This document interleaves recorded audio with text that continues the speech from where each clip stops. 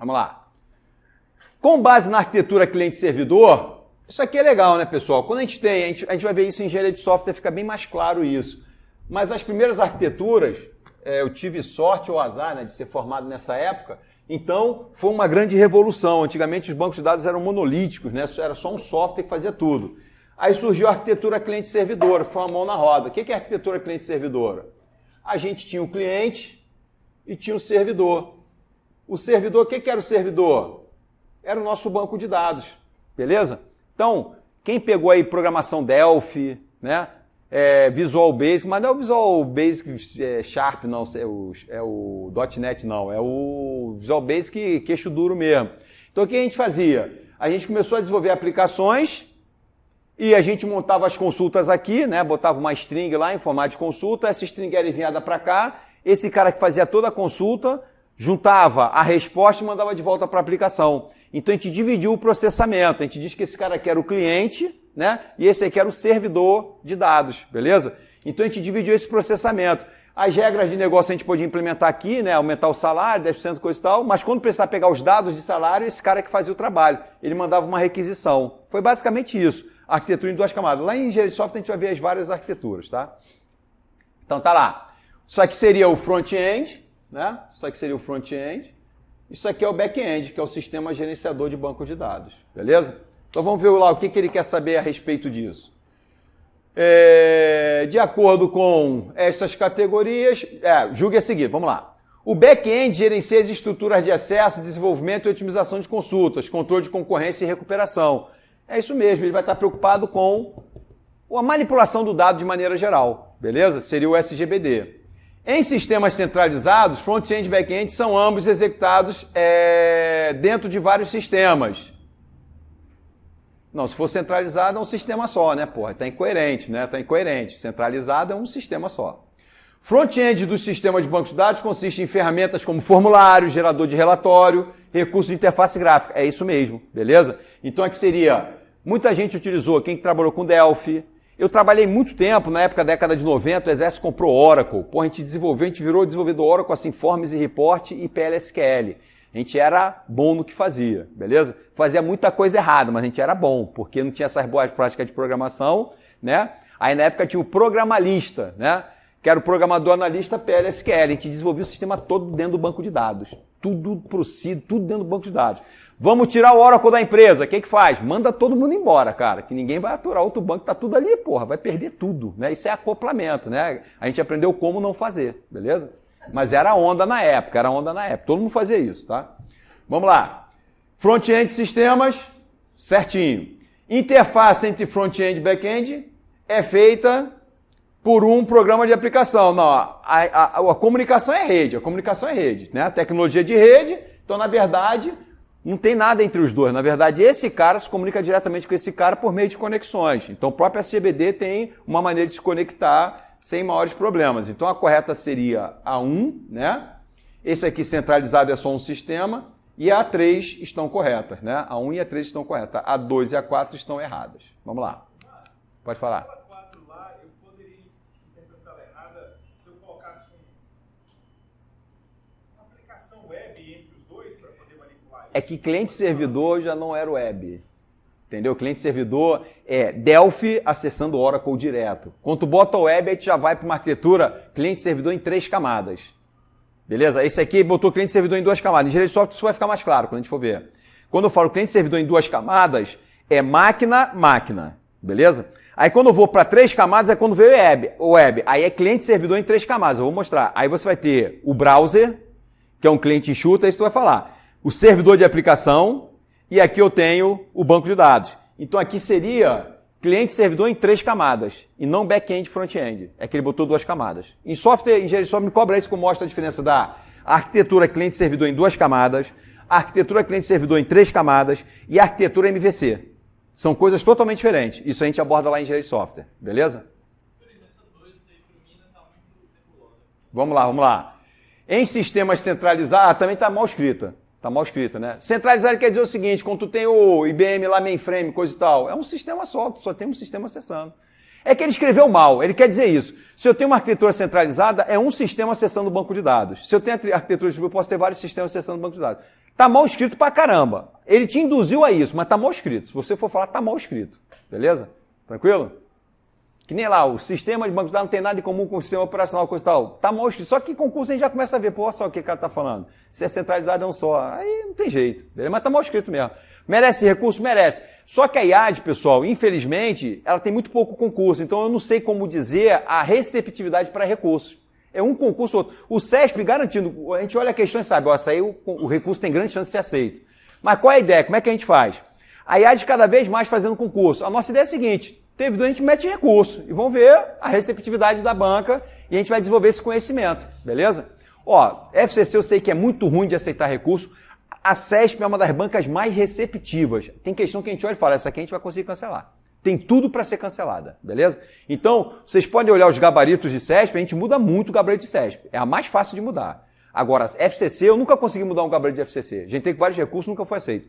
O CESP, eu já mudei vários. Já ajudei a montar recursos, vários gabaritos mudados, beleza? Às vezes o cara escreveu um negócio ali mal escrito, RUP, o cara botou uma questão na fronteira, a gente falou, não tá clara, pede cancelamento. Os caras mudaram. Questão pouca tempo, a gente consegue mudar.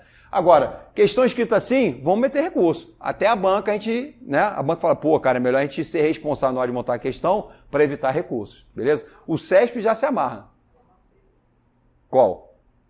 Não aceita, não? FCC também, eu nunca consegui trocar um gabarito de FCC. Nunca consegui trocar. Beleza? Então, o problema dessas bancas, pessoal, é que elas não têm um grande conhecimento em concurso. Elas estão desenvolvendo isso agora, elas fazem poucos concursos. As bancas mais maduras, pô, o CESP agora, surpresa da última prova, vocês viram a prova da SLU? Mandaram o gabarito com cada questão comentada. Entenderam? Então, não foi só a letra do gabarito, não. Foi a questão explicando cada gabarito. Que é para quê? Evitar recurso. Eles não aguentam mais de recurso, beleza? Então, é uma tendência. O cara que monta a questão já monta o gabarito e explica para o candidato qual foi a visão dele. Porque eles tiram isso de livro, pessoal, rodapé de livro da década de 80. Quem gosta disso é ali da Receita Federal, pô. ESAF. Ela adora questões de direito de software, livro da década de 80 da minha graduação. Ah, bom, eu sei por causa disso, né? A vantagem é essa, né? Tem um diferencial, foram os livros que eu fui formar, década de 90 ali, beleza? Então, é bom para a minha geração, passa rapidinho em concurso, beleza? Vamos lá.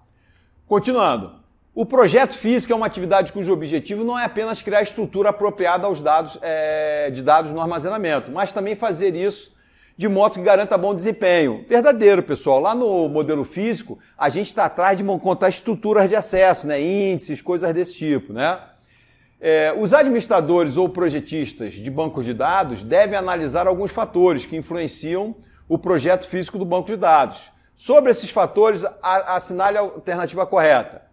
Após a realização do projeto físico de banco de dados, deve-se ter uma boa ideia do uso intencionado deste banco. Verdadeiro ou falso? Um projeto físico bem feito, o cara tem que ter uma ideia de como o banco vai ser utilizado?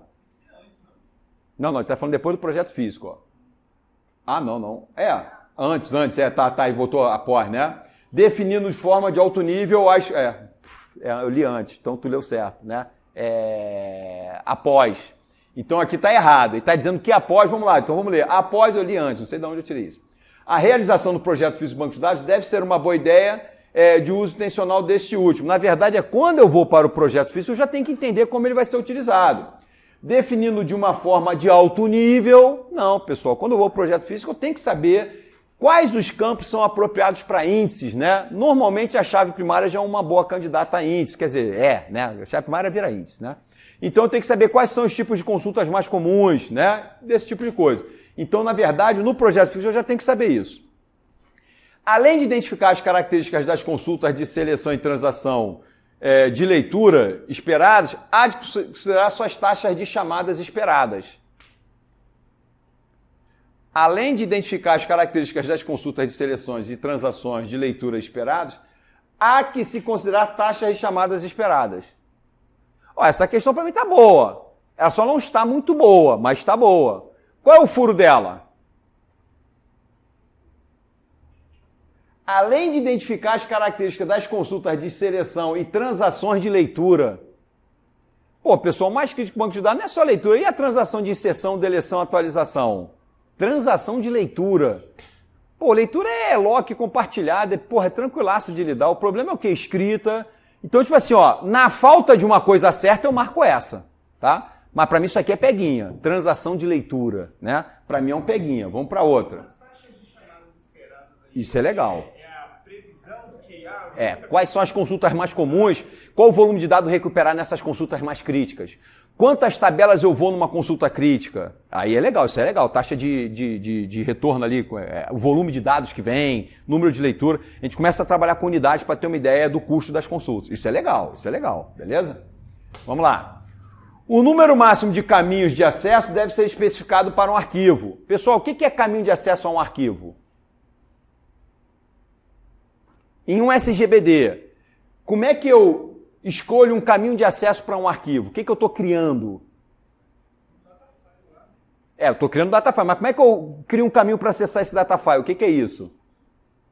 Qual é o recurso de banco de dados que acelera eu encontrar um dado dentro de um arquivo? Índices. Caminhos de acesso são índices, entre outras coisas. Mas índice é o mais importante. Como é que eu chego naquele dado de maneira otimizada? Índice. Beleza? A gente vai ter um bloco de índice. Índice cai bastante nas provas, tá? Verdadeiro ou falso, então, é essa?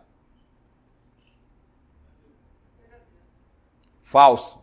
Qual é o furo? Qual é o furo? Número mínimo. Número mínimo. Eu estabeleço o mínimo dos índices necessários. Eu não consigo estabelecer o máximo disso, porque a qualquer momento eu posso mudar de ideia. Então, na verdade, eu vou criar um número mínimo de índices. No mínimo, eu faço o seguinte, eu vou começar um projeto de banco de dados. No mínimo, chave primária e chave estrangeira é índice. Eu já faço isso. Mínimo, chave primária e chave estrangeira já são índices. Beleza? Tranquilo. Agora, vamos ver se tem algum outro campo bom para ser indexado. Eles gostam muito de recuperar o nome das pessoas. Como é que é a atualização do nome? Quase nula. Bota o índice aí, então. Beleza? Então é isso que a gente fala. Então, na verdade, é um número mínimo. Beleza? Número mínimo. Caminhos de acesso devem ser especificados. Agora tá legal. Caminhos de acesso. Agora, o número mínimo de caminho de acesso é perigoso. Caminhos de acesso devem ser especificados em todos os atributos de chave candidata. O que é chave candidata, pessoal? É a que vai ser a primária, né? Ou conjunto de atributos, que são chave primária de um arquivo ou atributo de índice. Pessoal, isso é uma regra geral. O Devin ficou forte, mas é uma regra geral, tá? Chave primária é índice, tá? Eu não botaria Devin em concurso, porque deve ter um autor que deve falar, nesse caso aqui, quando o arquivo é muito pequeno, não há necessidade, só tem 5 registros, não há necessidade, porque um bloco já leu o arquivo inteiro. Deve ter um autor que escreveu isso em algum livro, beleza? Mas isso é uma verdade. Eu só acho perigoso botar dev em concurso. Eu boto isso na vida prática. Pessoal, outra coisa, o negócio é vida prática, outro negócio é questão de concurso, beleza? Se vocês fizerem no concurso que fazem na vida prática, não vão passar. E depois de passar, se fizerem lá o que aprenderem em concurso, não vai trabalhar, beleza? Não vai trabalhar. Aí muda. Então, o americano tem muito isso, é botar o boné correto no momento correto. Agora eu sou concurseiro. Passei, tira o boné e tira a máscara. Vira a gente, ser humano normal, que faz as coisas certas. Beleza? Márcio, chave candidata quer dizer que eu ainda não escolhi minha chave primária? Isso. Se você tiver, por exemplo, um sequencial e um CPF, seu nome sequencial... São bons CPF, índices. aí eu vou escolher chave primária como CPF, ou sequencial. O CPF não continua sendo chave candidata? É chave alternada ou alternativa. Beleza? Tranquilo? Chave alternada é um preciosismo. Beleza? Tranquilo? Mas olha só, de uma maneira geral, toda chave candidata é bom índice. Pode ser a primária ou alternada.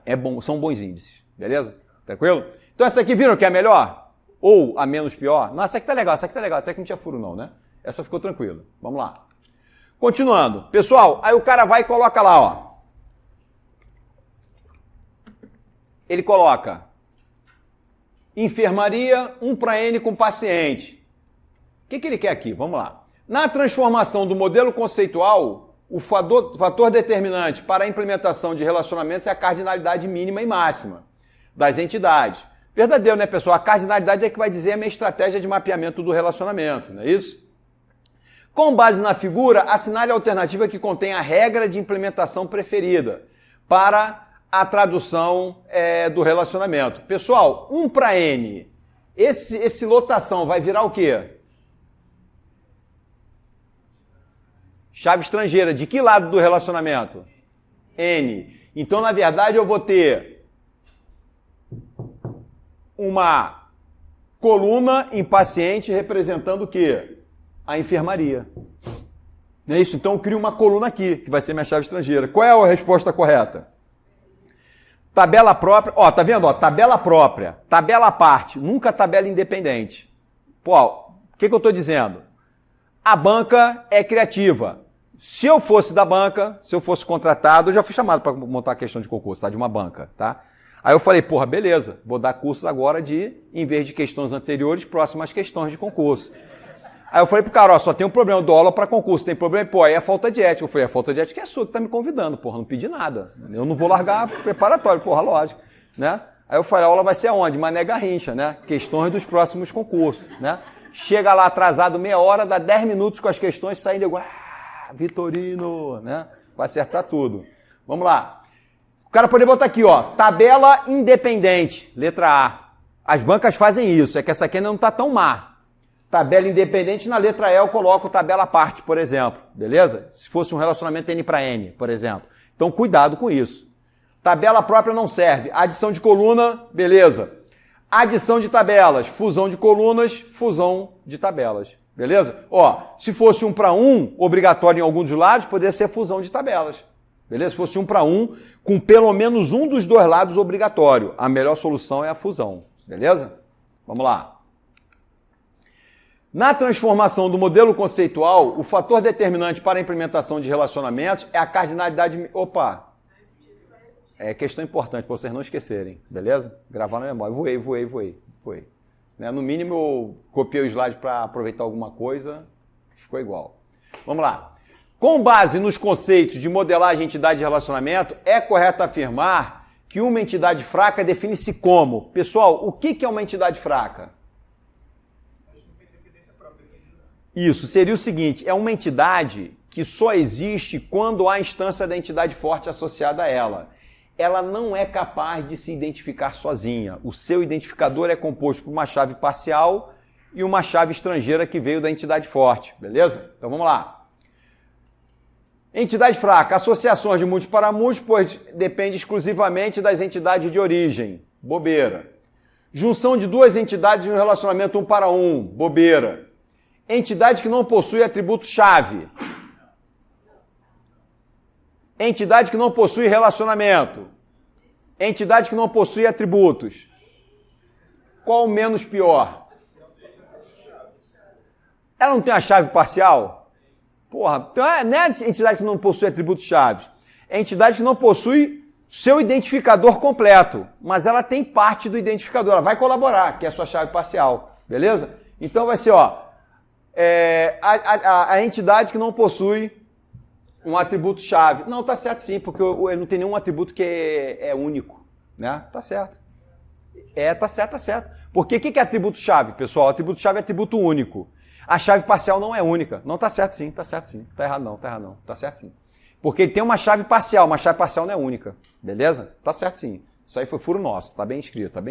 Vamos falar mal quando for o caso, beleza? Vamos manter a integridade da galera da banca. Falar nisso, esse curso é proibido para funcionários da IADES, beleza? Não queremos responder processo, beleza? Porque funcionário não pode fazer prova da banca, eu lembro isso, porque se me processar eu falo, meu irmão, tu estava fazendo curso também, tá errado, beleza? Tu é da banca, tu não pode fazer curso, né? Tem uma cláusula que eles assinam, isso é brincadeira. Não pode fazer, né? Na modelagem de banco de dados relacional, o recurso que só pode ser utilizado quando se tem um relacionamento N para N. Pessoal, se o relacionamento for N para N, qual é o mapeamento para o nível lógico? É o quê? É uma tabela à parte, não é? Como é que se chama lá no modelo quando a gente tem uma entidade que vai se transformar em tabela? Ora é tabela, ora é relacionamento. Agregação. Isso aqui é uma coxambração, tá? Teria que ter um outro relacionamento. Porque é o seguinte, pessoal, mas isso aí não adianta brigar não, tá? Todas as bancas cometem esse problema, tá certo? Só para vocês entenderem, aí fica legal para a vida real, para vocês entenderem o conceito correto, né? Mas não adianta brigar com banco. Olha só, quando eu faço isso aqui, pessoal, ó, eu tenho pessoa, tenho médico e tenho remédio. Aí, pessoal, quando eu faço isso aqui, ó, consulta, isso aqui, N para N, não é uma agregação ainda. Toda banca diz, uma entidade associativa. Isso não é entidade associativa ainda, isso aqui é só um relacionamento. O Peter Shen deixou bem claro, Só acontece uma entidade associativa quando eu quero associar uma entidade a uma associação. Isso aqui é o que está caracterizando a entidade associativa. Por quê? Ele falou o seguinte, ele previu que entidades se associavam a entidades por meio de relacionamentos. Aí aconteceu esse caso, uma entidade se associando a um relacionamento. Então ele falou que promove essa aqui, a entidade associativa, né? E agora, ora ela funciona como relacionamento e ora ela funciona como entidade, beleza? Então isso é entidade associativa. Só que os concursos dizem o seguinte, ó. É relacionamento N para N, é entidade associativa, é agregação. Isso não é verdade. Por quê? Ela está funcionando como entidade em algum caso aqui? Ou só como relacionamento? Mas não adianta brigar, não adianta. A gente entrou com recurso várias vezes em CESP, tá? Tipo assim, às vezes o cara erra e fala, pô, mas isso aqui voei. Eu falo, então não voa mais, cara, não adianta. A gente entrou com recurso umas 2 ou 3 vezes. Então, como é múltipla escolha, se tivesse qualquer outra coisa mais consistente, a gente marcava, beleza? Então não adianta eu cobrar. Essa questão é problema no CESP, tá? A entidade associativa tal, a gente fala, pô, mas na entidade associativa era só uma associação N para N. Aí não adianta, pessoal, aí a gente desiste. Aí chega uma hora que é dar murro em ponta de faca, beleza? Então aqui a agregação ficou bem fácil. Vamos lá. De forma simplificada, podemos definir um sistema gerenciador de base de dados, né, como sendo uma coleção de programas que permite os usuários criarem e manipularem uma base de dados. Esse sistema de software tem como propósito geral facilitar o processo de definir, construir, manipular bases de dados de diversas aplicações. Assinale a alternativa que não representa uma característica de um SGBD, uma característica principal. Permissões para restrições de integridade. O banco de dados implementa restrições de integridade? Sim. Incapacidade de representação de relacionamentos complexos. SGBD tem incapacidade de representar relacionamentos complexos? Pô, isso aqui fica na corinha, na cartão. Às vezes isso aqui que o cara está querendo dizer com relacionamento complexo. Pula, é múltipla escolha. Prova múltipla escolha tem essa vantagem, a gente consegue eliminar. Possibilidade de compartilhamento de dados. Eu consigo compartilhar dados em SGBDs? Sim. Fornecimento de recursos backup? Sim. Então essa loucura aqui que ele está se referindo. Impossibilidade. O que é um relacionamento complexo?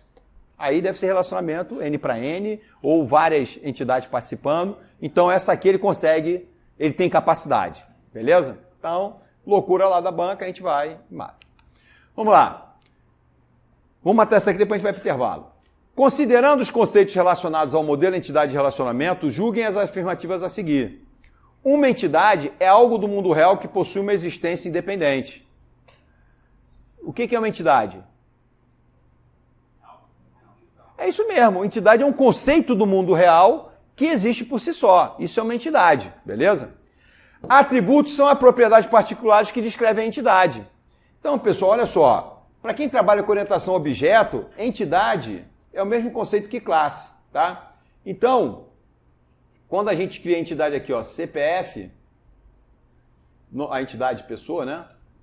Ó, a entidade pessoa, ela tem CPF nome. Então, quando a gente fala uma entidade, uma classe, pessoal, nada mais é do que isso. É um conceito do mundo real sobre o qual desejamos armazenar informações. É uma coisa que existe. Isso é entidade. E o que são os seus atributos? São as características relevantes que nos interessam.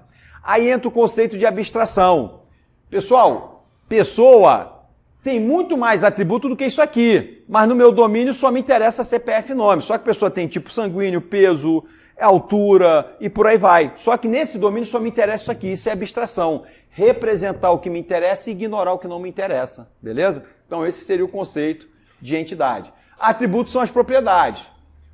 Os atributos podem ser simples, compostos, monovalorados, multivalorados, derivados, chave, complexo, né? E por aí vai, beleza? É isso mesmo. Essa aí tá dando tudo certo, né? A descrição do tipo de entidade é chamada de esquema do tipo de entidade. Especifica uma estrutura comum compartilhada por todas as entidades individuais. Isso é legal. A galera se enrola nesse enunciado. Vamos lá. Olha só. Quem gosta disso é o Navate. E teve banca aí que já deu nó na cabeça da galera. Olha aqui, ó. Olha uma questão legal que caiu usando esse linguajar aí e a galera dançou. Olha só.